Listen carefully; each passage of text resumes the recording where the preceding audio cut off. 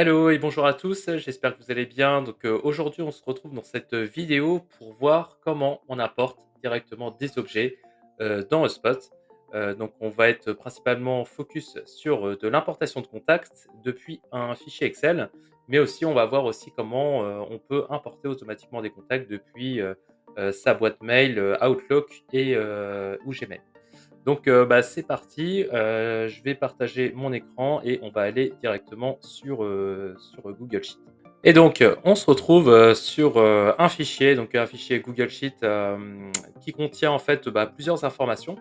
D'abord, ce que vous allez devoir faire en fait dans votre fichier, si vous voulez faire de l'importation sur Excel ou Google Sheet, c'est, de nettoyer vraiment votre base de données pour faire en sorte qu'il n'y ait pas de couleurs, qu'il n'y ait pas des motifs un peu qui peuvent être, gênants lors de l'importation. Pour cela, moi je vous recommande, hein, c'est vraiment de d'épurer au maximum comme vous pouvez le voir ici, j'ai mis, les prénoms, les noms, l'adresse mail, le numéro de téléphone, le type de métier. Hem, à savoir que vous pouvez attacher tout type d'informations directement dans HubSpot.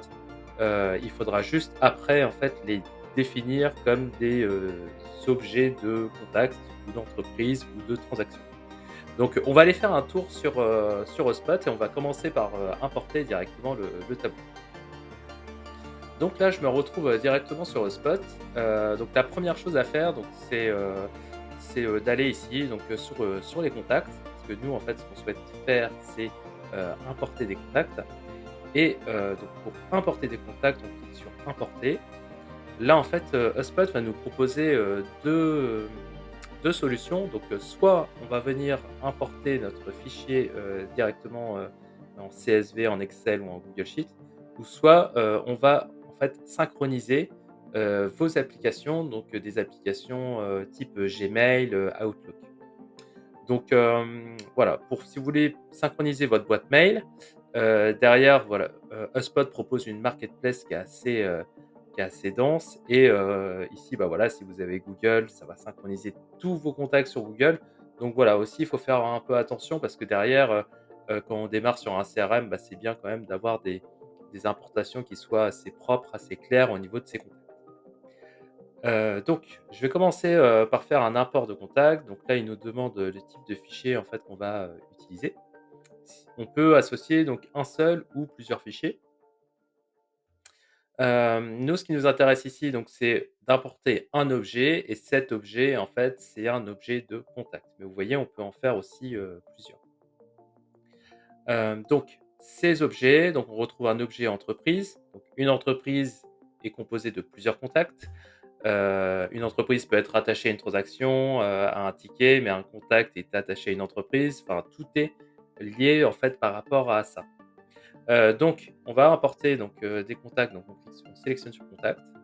De là, en fait, on va chercher, hem, donc son fichier, CSV moi, je trouve ça plutôt fort ce qu'ils ont fait au Spot parce qu'il y a d'autres, logiciels même des Salesforce où c'est franchement, c'est très, très compliqué pour importer des contacts. Là, en fait, en gros, Spot, ce qu'il dit, c'est que, voilà, tu sélectionnes ton fichier et ensuite, voici les informations que HubSpot va estimer. Donc, par exemple, là, il a détecté que c'était une adresse mail. Derrière, en fait, il va l'associer à une propriété de contact, HubSpot qui est natif, qui est, l'adresse mail. Voilà, le numéro de téléphone, c'est ça. Mais, on peut très bien, par exemple, mettre, moi, en fait, mes numéros, c'est que des numéros de téléphone portable. Hop, je sélectionne ça et derrière, ça va, en fait, ce qu'on appelle mapper, c'est-à-dire relier votre donnée de fichier, sur, de votre tableur et ça va l'associer directement à des propriétés, de HubSpot. Donc propriété de contact, propriété d'entreprise, propriété de transaction et on peut créer autant de propriétés que vous le souhaitez. Après moi ce que je vous recommande, c'est vraiment si vous devez créer des propriétés, c'est, d'utiliser principalement des propriétés qui sont vraiment utiles pour votre business pour, éviter en fait de s'éparpiller. Donc ensuite on clique sur suivant. Vous voyez que c'est quand même, assez simple en fait pour importer des contacts sur HubSpot. et c'est plutôt cool. Voilà, là, il nous dit que notre fichier, a été importé. Hop, bah, on va aller voir ça tout de suite. Voilà, bah, j'ai, tous mes contacts qui sont, derrière, qui ont été rajoutés. Donc là, ici, en fait, on est dans la vue contact, on a des colonnes ici, c'est un peu comme un fichier Excel, dynamique, on va dire. Hem, Ici, vous pouvez, en fait, modifier les colonnes, à savoir que, bah, si, par exemple, la phase du cycle de vie, ça vous intéresse pas, bah, vous pouvez la retirer et admettons, si, vous souhaitez ajouter, par exemple, le propriétaire du contact, bah, qui est déjà, voilà, vous cochez, en fait, vous avez plus qu'à, click and drop, directement dessus. Et là, pareil, si vous voulez réarranger votre tableau, et qu'on veut mettre la propriété de contact juste à côté du nom,